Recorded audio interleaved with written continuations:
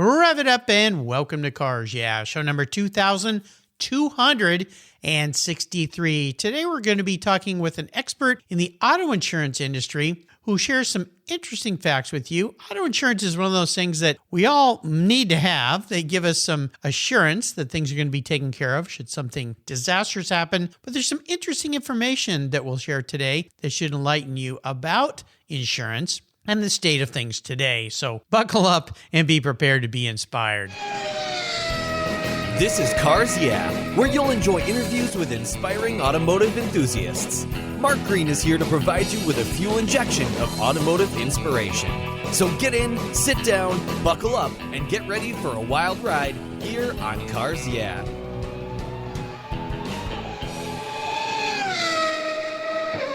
Hello, inspiring automotive enthusiasts, and welcome to Cars Yeah. Today I'm in Edison, New Jersey, with a very special guest, a specialist really in her trade by the name of Divya Sangameshwar. Divya, welcome to Cars Yeah. Do you have any gear, and are you ready to release the clutch?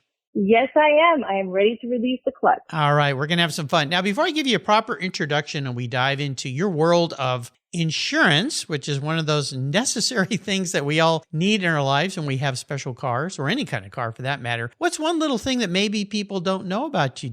Hi, my name is Divya, and here's one thing that most people don't know about me. I learned to drive in a small little country called Singapore, and we drive on the left-hand side of the road. So driving in America is always been challenging for me because I feel like I'm driving upside down. Yeah.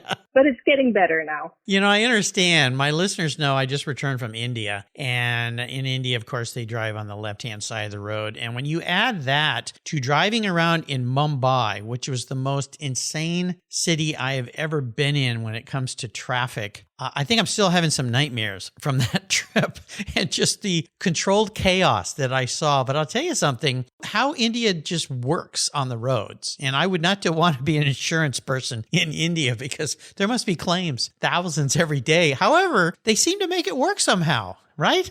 Yes, they do. I mean, my family's from India. In fact, my parents grew up in Mumbai, and my dad learned to drive in Mumbai. Oh, my gosh. He does say one thing, though. He says driving in Mumbai isn't as bad as driving in New York City. So take what you will from that. Well, I've driven in New York City. I'm going to have to disagree with him a little bit. However, you know, at least in New York City, you don't have the occasional cow walking down the road that you have to drive around. That is true. Or monkeys jumping on the roof of your car, which I saw. So, maybe different things, crazy people jumping on the top of your car and so forth. But very interesting. Well, yeah, that switch from the left to the right is a difficult thing to adjust to for sure. So if you can drive in Mumbai, you can drive anywhere or New York City for that matter, because everywhere else seems like a walk in the park. So very cool. Well, let's get into your world. Divya Sangameshwar is the insurance expert and spokesperson at ValuePenguin by LendingTree and has been sharing industry statistics about her insurance since 2014. Her work has been featured on USA Today, CNBC, MarketWatch, MSN, Yahoo, Consumer Reports, Consumer Affairs, and several other media outlets, and now on Cars Yeah around the country. Today, she'll share her State of Auto Insurance report and more about the automotive insurance industry in the new year that will affect all of us for sure. Divya is passionate about helping Americans understand their insurance and its impact on their finances, the wallet. We'll be back in just a moment, but first a word from our sponsors. So give them a little listen and we'll be right back. Years ago, when it was time to renew my collector car insurance policy, my carrier's rates went up. Way up, but my usage was the same and I never made a claim. I didn't even have a ticket. So what's with that? So I turned to American Collectors Insurance. Has your collector car insurance recently raised your rates for no good reason? Tired of paying an annual membership fee? Then it's time to look around and call American Collectors Insurance. I shopped around, I asked friends for recommendations, and found a winner that I can trust. And boy, I'm glad I did. I saved hundreds of dollars every year and slept better at night knowing my baby was properly insured. American Collectors Insurance have been protecting vehicles since 1976. They provided me with an agreed value insurance policy backed by their history of taking great care of their clients. What could be better than that? So give them a call and ask for a quote today. 866-ACI-YEAH. That's 866 888-224-9324 and protect the ones you love like I did with American Collectors Insurance. Classic car insurance designed by collectors for collectors. For several years now, you've heard me talk about Linkage Magazine. I've been a subscriber since the start. Their talented and creative team brings you a spectacular publication and website that shares the automotive passion from a worldwide perspective. Linkage is about driving, restoring, collecting, and first-hand experience at collector car auctions and more. They bring you real-world values plus rational, experienced opinions on the current markets. They cover the automotive world and the people who share our passions. And Linkage Magazine has grown, mailing you 6 issues annually. Join me on this journey with Linkage. They're geared for the automotive life. You can subscribe at linkagemag.com. Did you know that less than 3% of all automotive technicians in the U.S. are women? You may not be surprised, but you should be concerned because our country is facing a massive technician shortage right now. Skilled, qualified techs are in high demand, and we need young men and women to consider these viable career paths. Cars Yeah knows that women make great techs. I've interviewed a lot of them, so we support the nonprofit Tech Force Foundation and its Women Tech Rocks initiative to ensure women see themselves in this profession, the industry, and the workforce. Learn more at techforce.org today. So let's first start. I want you to share with my listeners before we get into some of the details here about the state of insurance in 2023. LendingTree and ValuePenguin. Can you tell us a little bit about the relationship between the two, what these companies are all about? Of course. So LendingTree is pretty well known, I think, within the finance world for being one of the first comparison platforms for people to shop for mortgages. So how it works is LendingTree will make banks compete for your business so that you get the best interest rates, and LendingTree wins because you're sending banks customers. ValuePenguin was founded independently as a website that was designed to help people compare insurance. We started with health insurance way back in 2013 when the Affordable Care Act passed and healthcare.gov crashed. My founders actually set up an alternative platform for people to compare their health insurance plans because it was something they felt very passionate about. Insurance is very difficult to understand, and people need places where they can go visit, look for information that is independent of, opaque documents sent over by insurance companies. Yeah. And that's how I got my start in insurance. As an immigrant who was completely new to insurance, I joined this company purely to understand how to buy insurance, and I've become very passionate about telling people how insurance works and how they can advocate for themselves and save money. Well, it's wonderful that these services exist, and you think about a site like Kayak for Travel, or some of the many others that help us kind of see through the weeds here. I tell you, while I was in India, I turned 65, which is a mile marker age. I guess I'm officially old by statistics of the government. I don't feel old, but they tell me I am. And I went on this thing called Medicare, which was very confusing to start with, and then I had to buy supplemental insurance because lo and behold, the government isn't going to take care of me like I thought they were. I'm not that surprised though. So I had to go find this supplemental insurance, and I ended up hiring a broker who helped me navigate through it, and it's still a little bit confusing to me. So I'm very happy that ValuePenguin exists. And for car insurance, this is a necessary, I call it a necessary evil. And I know that's not a great word. You probably are cringing at that word, but it really is one of these things that you must have if you want to protect yourself. Now we know there's a lot of people out there that don't have it, and that's very frustrating for those of us who are hit by those or damaged by those. But I want to talk on a couple topics of this study that you did that was enlightening to me. And the first one of them is that auto insurance premiums are expected to increase this year by 8%, maybe more. Can you talk a little bit about, is that really true? I mean, I can tell you, I think it is because my rates went up. And also, why? What causes this? Because this is the highest rate increase, according to your study, since 2017. Yes. And yes, insurers, that is auto insurance companies, are planning to raise rates by an average of 8.4% in 2023. And you will see those rates go up when you get your auto insurance renewals in the mail. And yes, they are raising rates. That's not imaginary. We actually did this study with as neutral a driver as we could come up with. For example, this is a 30-year-old guy driving a Honda with good credit and no negative driving record. So this would be almost like the baseline customer for auto insurance, and they're raising rates on that person, which means your everyday regular driver with little things that's going to impact their rates, they're probably going to see their rates go up a little more than 8.4%. Well, that's a big increase, right? I mean, that's a big increase. Yeah. It is a big increase, and it can come as a bit of a sticker shock to people because we've seen several years of auto insurance rate increases of, hovering around 1 or 2%, sometimes less than 1%. In fact, in 2021, after the pandemic, and people not driving, rates decreased by 2%. And people had pandemic era discounts and things like that. So from paying less for insurance to paying 8 to 9% more for insurance can come as a shock for many. It's not the end of the day, though. You don't have to take the renewed plan. You can always shop around and try to save money on your insurance. Well, that's something I want to touch on because I think for years, insurance companies convinced us that staying with your insurance company ensured that you create maybe just a loyalty type legacy issue. And I learned years ago that that maybe isn't so true. And I think a lot of people have learned that, well, maybe my insurance company doesn't really care that much about me. I mean, they raise my rates and I've been good, no accidents, no claims. And all of a sudden they keep raising my rates and they can't really tell me why. So when you think about this, one thing you touched on is shop around, and using your services is a good example. Is that something you always advise people to do every single year, is to go out and shop? Because this loyalty concept, I think, has been a bit debunked. Yeah, it has been thoroughly debunked. And here's the thing, for people who are wondering why their insurance company is raising rates, it's probably not your fault.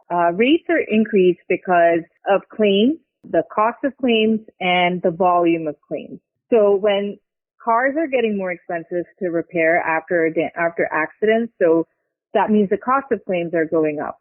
And there's a higher volume of claims because more people are driving again after the pandemic. And it's a lot more people. We're almost back to pre-pandemic normal. If not, we're already back to pre-pandemic normal. So you have a higher rate of accidents and you have more expensive claims due to, supply chain shortages, inflation, labor shortages. I mean, you can talk to a car repair shop and they'll probably sing the same story that I'm telling you right now. It's difficult for them. It's difficult for every one of us. And those costs get passed on to the insurance company and they will adjust their rates in the coming year based off of how much money they spent in the past year. Exactly. Yeah. So you're playing an averages game. So you can be as good as you want to be, but there's all these other factors around you. It's like the bad kid in the classroom makes it bad for everybody. It certainly happens. The other thing you mentioned in this report is that there are different rates in different states. Now, I have family members that just moved to Arizona, and I see in your report that their rate hikes could be going up by 15, 16%. What's going on in Arizona? So you actually brought a really good point earlier on about how we really don't know why insurance companies raise rates. I think that it's not that we don't know why, it's just that we cannot pinpoint exact reasons why because their calculations are pretty opaque. There are several reasons why premiums may be going up so much more in some states when compared to others. Arizona, for example, they may have had a higher volume of claims.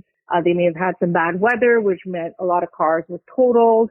They may have had an increase in crime, which means they're seen as higher risk. Or there are just fewer insurance companies in there and they don't face as much competition or pressure to keep their prices low. These are purely speculative. I cannot give you more detail, but this is my opinion as someone in the industry for why premiums are increasing more in some states than compared to other states. There could also be a legislative reason. Well, I was just going to say that. I live in Washington State, and our insurance went up last year because of legislation done by our illustrious governor. I say that with tongue in cheek, down there in Olympia, that caused a situation which makes it difficult for insurance companies to separate better drivers from worse drivers. He was trying to level the playing field, but all it did was increase the rates of those of us who are good drivers and don't have claims. And so there you go. And our insurance company basically said, nothing we can do about it. They created a law and now we're stuck with it. So again, the state you live in and who you vote for could have a reflection on how much, well, it does have a reflection on how much things cost. And then you added crime into the factor, which we've seen huge upticks in crime across the country in many cities. And so all those things combined kind of put those of us who are behaving in the short seat. Exactly. So coming back to shopping around, and the reason why I recommend it is you get the renewal document in the mail, and sometimes with insurance, we don't really want to think about it because, let's be honest, insurance isn't as much of a necessary evil as it forces you to think of unpleasant things. Mm-hmm. So you only take out your insurance when you've had an accident or someone dinged up your car, or, with home, like something terrible happened and a window got, a wind blew a branch into your roof and the roof collapsed. Like, these are some of the unpleasant reasons why people need insurance. So I think as human beings, we don't want to think about the negatives, but with auto insurance in particular, it's really important for you to review your coverage and your policies every year, and please shop around. There is no such thing as loyalty discounts. You're not going to get a discount because you were with Geico for 25 years. I mean, right. Yeah. They may keep their rates low, but there is no advertisement on insurance that says, stay with us for 20 years and we'll give you a discount. They're always encouraging you to shop around and say, you can talk to us and we'll help you save $600 or 15% or, whatever the tagline says. And it's a good thing to shop around. We've done research into this, and, majority of Americans don't shop around, but those who did, 95% of them said they saved some money on their insurance. Yeah, it's really important. It's like anything. Another thing which seems very obvious, but the statistics that you discovered seem extremely high, and that is, as you say, do you have the need for speed? Now, listeners to this show are car people, and some of us tend to maybe drive a little faster than we should once in a while. I won't say I did it. Maybe I did, but I won't say I did. And I saw in your report here that some drivers who have traffic violations will see premiums jump as much as 52%. And two of the states that you cited were North Carolina and California, which I kind of chuckle because I'm from California originally. And every time I go there, everybody is going faster than I can even imagine, especially than this state. Our state's very strict on speed laws. So obviously, slow down. Don't drive over the speed limit. If you want to drive fast, go to the track and enjoy your car. But that was an incredible number that I saw. I actually wanted to point something out. 52% is not the highest your premiums can increase. That's the average. The average premium increase across. That's the average premium increase across the country if you have some sort of traffic violation. Now, this includes speeding, getting into an at-fault accident, or, God forbid, a DUI. Folks, do not drink and drive. It's really not worth it. It's dangerous, and you're going to be taking a financial hit for several years because your premiums will go up by a lot. Yeah. Uber, Lyft, a friend. Call any of those if you've had more than a couple drinks, maybe even one drink if you're lightweight like me. So yeah, don't drink and drive for sure. Another interesting thing that I saw on your report was what you called the hidden costs of electric vehicles. Talk about that. So one of the things that we found in our research is that it costs 28% more to insure an electric vehicle as compared to a gas car. So it did not surprise us as people within the industry because we know that electric vehicles are basically computers on four wheels. They have a lot of technology built into them. They have batteries, and they just are a lot more expensive to repair, even if you get a little bump on them because of all the sensors and technology built into them. But I think when people started buying electric vehicles last year as a way to save money on gas, they didn't think about things like how much it's going to cost for me to buy insurance on it, or, do I have to pay extra to install a charging portal in my house? So there are a lot of other hidden, that's why we called it hidden costs. You don't think about that when you're making that buying decision, but this is not to say electric vehicles are bad. They are definitely the future of driving in many ways. However, if you're making that decision to buy an electric car, I would say go into that decision with your eyes wide open, and you need to know what are other costs involved beyond just getting that car and making your car payment.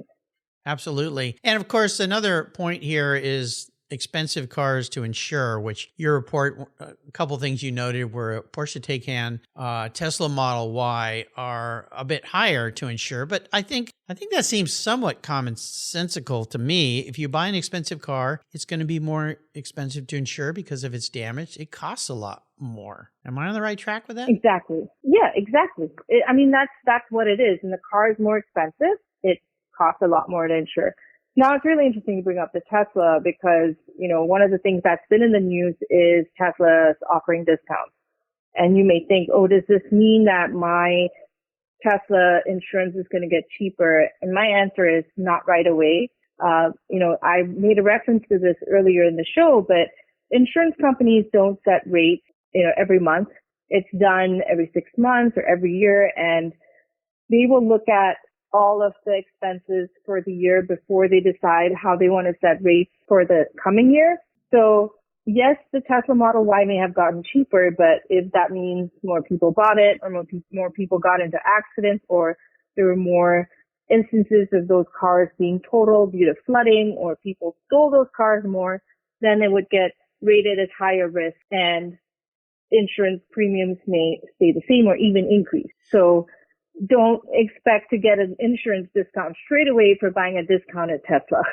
Exactly. Now, you mentioned something earlier as well, and that is your credit score. And for those of us like myself that are a little more mature, we understand credit scores, how they work. And there's even some out there who say that don't worry about your credit scores, just stay out of debt because it's all something devised by the credit card companies. However, insurance companies do look at that and help me understand the why in that. I would think it's because if you have a great credit score, you're probably a little more conscientious about how you handle your money and how you handle debt versus somebody who has a very poor credit score. And that does affect your car insurance, right?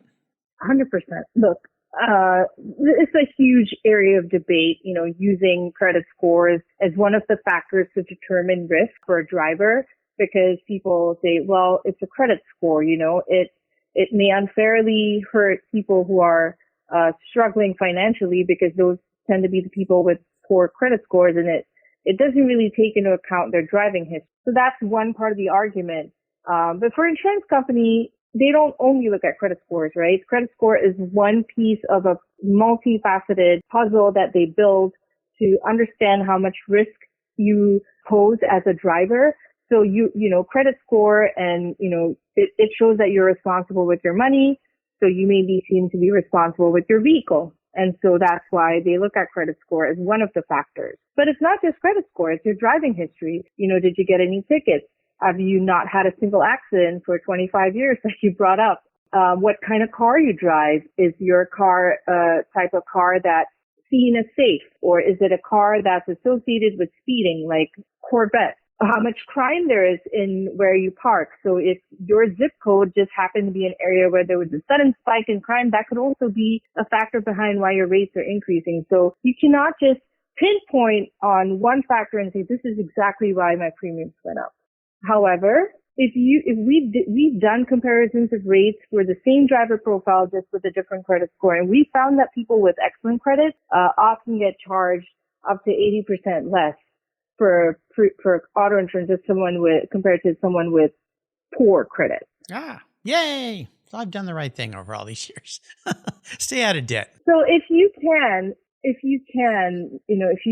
work on that this year, try to improve your credit. Even if you even increasing it from poor to excellent, or you don't have to go to the best, but even if you can increase it one tier, that itself will help to reduce your insurance premiums. Absolutely. So let's talk about some of the ways that people can help themselves with these increasing prices, because we've seen with inflation that everything's going up. I mean, there's the big thing now is eggs, which, last time we went to the store, they were almost twice what they were before, something as simple as an egg. So what are some of the ways people can help keep those costs down for cars? I brought up comparison shop, and it can be overwhelming. Look, not everyone is comfortable going on a website, putting in their name on a form and, waiting for quotes to generate. So if that's not something you're very comfortable with, you can always call up an insurance agent, someone who's independent, and try to ask them about what are the other insurance companies available for me?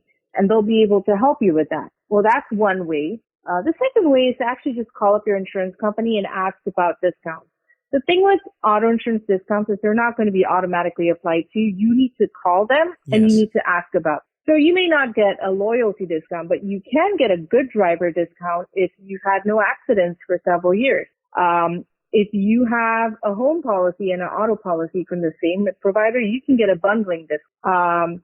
Or you could look into installing a telematics device in your car. It's a little thing that you can put in your dashboard and it will track your driving, how fast you're going, are you braking too often? There are several things that it tracks, and it will use that real-time information to determine how safe a driver you are. And if you've proven yourself to be a very safe driver, you can get discounts for that as well. Lots of different things you can do. Exactly. Yeah. The other part of it too, I have a friend, his daughters are 15. They're about to start driving. And something that we did with our children long ago when they started driving was as soon as they got their learner's permit, we started keeping a log of all the driving they did. And we made sure they did a lot of driving before they turned 16. And I called my insurance company and I said, I'd like to send you something. This is how many miles my daughter, per se, it was almost 3,800 miles, has put on the car before she turned 16. And it was surprising. They said, oh my gosh, so they gave me a discount for that because she had much more experience than your typical 16-year-old who goes to a driving school, and that's kind of it. That was something that we did. We also I created a contract with my kids, rules of driving and engagement, and what would happen to them if they broke those rules. A serious one would be drinking and driving, of course. And that helped us save a little bit with our insurance with those kids. So those are a couple things I did on my own that kind of worked. Then there's a lot more that you can do, obviously, but it sounds like one of the biggest challenges for most drivers these days is there's a lot out of our control that we just really can't do a lot about, but there are things we can. So do your homework is what I'm hearing you say, and shop around and check these things out. But I love your concept to also call your company and say, look, I'm thinking about switching. How can I get my rates lower? It's the same I do it with my cell service every year. Lo and behold, they find discounts for me. Well, how come you didn't call me about that? Well, they're not going to call you about that. They want to charge you as much as they can. So yeah, it's just kind of the way it goes. Well, is there anything that I haven't touched on here today that is important for people to know about to try to take better control of these impending increases? I would say read your policy document. Now, the reason why I bring this up is we just get that insurance that we signed up for 15 years ago. It's got the same limits on it. And we just set and forget it. We just hit renew every year. We don't really think about it. But the reality is your car may have gotten older over time. So it probably doesn't need full coverage, insurance, or you feel like there is an increase in bad driving in your area. So you want to increase your liability coverage because you feel a lot of people are not driving with insurance.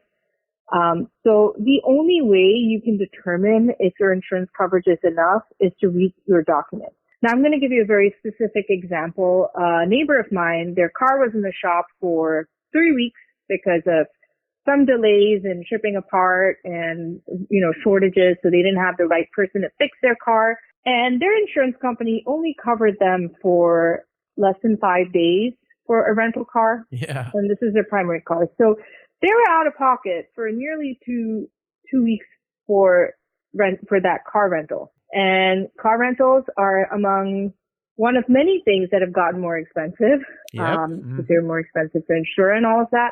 And this is New Jersey. We're in the tri-state area, so car rentals are quite expensive. And they were really upset that their insurance didn't cover them. And then while we're talking about it, I said, well, did you look at your policy? Because your insurance policy will clearly state whether they're going to cover you for a specific number of days or for a certain dollar amount. And they looked at it and they said, oh, it's covering us for a dollar amount. Yeah. And I said, well, the lesson is now that you know this is a problem, next year when your renewal comes up or you're shopping around, you call up and ask the provider if they can, switch to either have a higher dollar amount protection for things like car rentals or go by specific number of days. So these are just little things that you need to look into. Do you need more liability? Like you got into an accident and someone's suing you, but your liability coverage is $50,000, which might be the minimum in your state, but it's, you're worried because your net worth is more than 500,000, which means,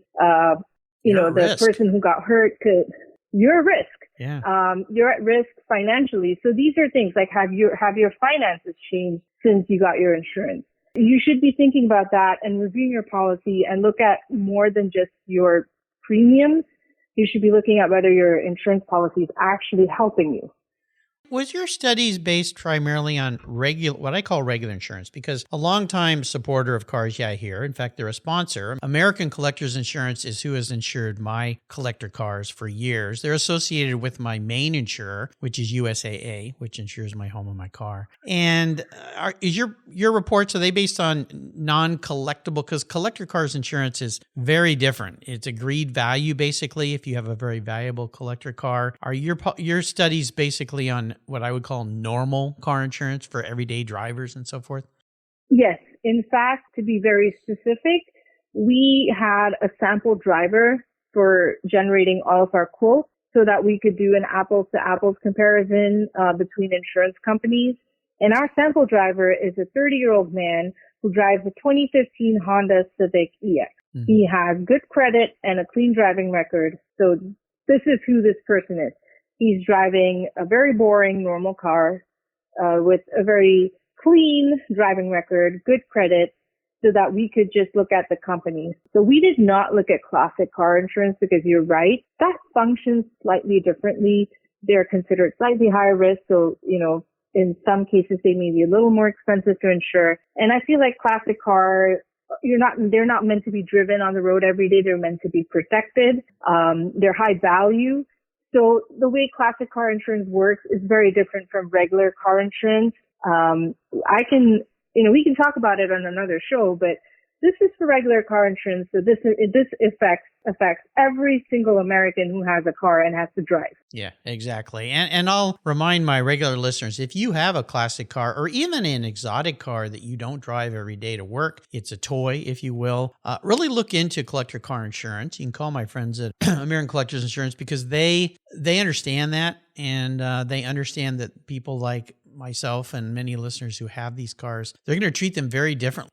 They're not going to just drive them to work and leave them in a parking lot. They're always locked away in a garage. They're protected, very different. But for all the other cars we have to drive, all the stuff you've shared with us today is extremely valuable. And I hope what it will do for you listeners out there is to get you to read your policies, shop around, and you can save some money. There's lots of ways to do this. Before I let you go today, I want to talk a little bit about you and cars. I have a couple fun questions for you, as you know. One of them is there a special vehicle in your life? Well, the most special vehicle in my life is actually an Indian car, an Ambassador. I don't know if you've ever seen one of those. They're really old. They can be classified as classic because they've stopped making them. They're really old and comfortable, and I've spent many, many happy hours in the back of an Ambassador car traveling to visit all of my family in India. So that car has a very special place in my heart. I've tried to drive it, but it's actually very difficult to drive. It's fully manual, steering, everything is manual, and I was not strong enough to change gears on that car. So that car was too strong for me. It's an interesting name because if I've got the vision right, and having just returned from India, I believe I saw a few of those. They're actually not as grand as the name might call it. You think Ambassador is something very huge, but they're kind of tiny little cars, aren't they? Well, they're just like a mid-sized sedan. They're not tiny, but they're not big. And they don't have bucket seats, so you can sit 3 people in the front next to the driver and 5 people in the back, because, we're small and tiny back in the day. I don't ever remember wearing a seatbelt in one of those, but it was the 80s. It just was a fun time. This car was built for dirt roads. I mean, it doesn't look it, but it could handle any kind of road. And usually, when we would take these cars, they were private taxis. So the taxi drivers, they would come with their own little kit. And if that car broke down, they would just open it up, do a couple of tweaks, and that car is running again. And I would look at my dad and And I would ask him, how can you fix it so quickly? And my dad would tell me something like, they're magicians. They're magicians. Let's not ask too many questions. Yeah, they can just do it. Well, they've probably done it over and over. I believe I did see some of those vehicles because it was something I had not seen before, and asking our hosts in India, and they would talk about many times they were used as, like you said, taxis for cars, people to drive people around in and so forth. So, but cool, interesting fact about their robustness. Now, I'm going to be your car psychologist today. I do this with all my guests. If you were reincarnated as a vehicle, you are actually a vehicle, not what you want to be though, but how you perceive yourself and how you, maybe what kind of professional you are, what would you be and why? Well, if I were to reincarnate as a vehicle, I think I want to reincarnate as a Honda. Now, hear me out. Okay. It sounds boring, but everywhere around me, I see so many people with families driving Hondas. And I'm sure that these are vehicles where people make a lot of happy memories in. Mm-hmm. My husband and I, we own a Honda too, a Honda CRV. And we've taken that car on long road trips. We're always singing in them. It's a car that makes us feel safe. And so I want to be a car that brings people happy memories with their families. I like it. I'm sorry, it's disappointing. No. It's not a Corvette or it's not at all. Ferrari, but the most important part of that question is the why, and you handled that very well. So I like it. A happy car that brings great memories. How about great reading? Is there a book perhaps you could recommend to our listeners? We love books here at Cars, yeah? I know I'm going to sound like a broken record, but if you must read something this year, go read your insurance policy. I love it. Yeah, I would bet. Have you ever done any studies on how many people don't read those things? I would bet it's probably over 90%.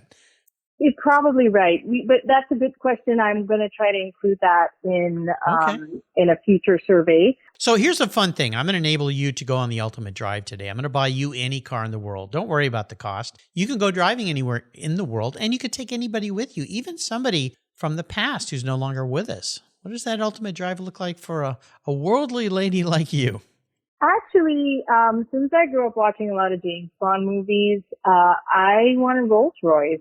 And I want to be driven around in it like one of those villains. Okay.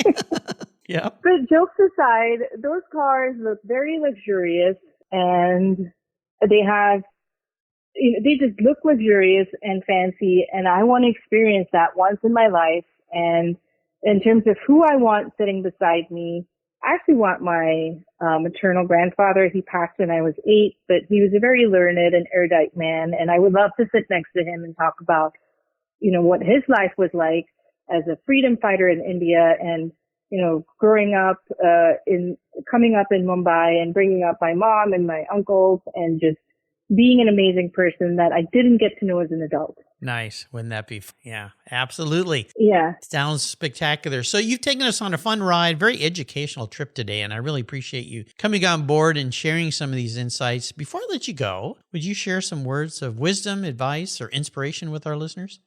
Absolutely.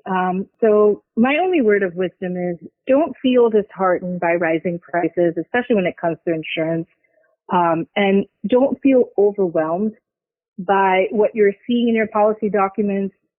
You can and should ask questions and keep asking them of your insurance company, of your insurance agent, or even on Google until you find the answers that you're looking for.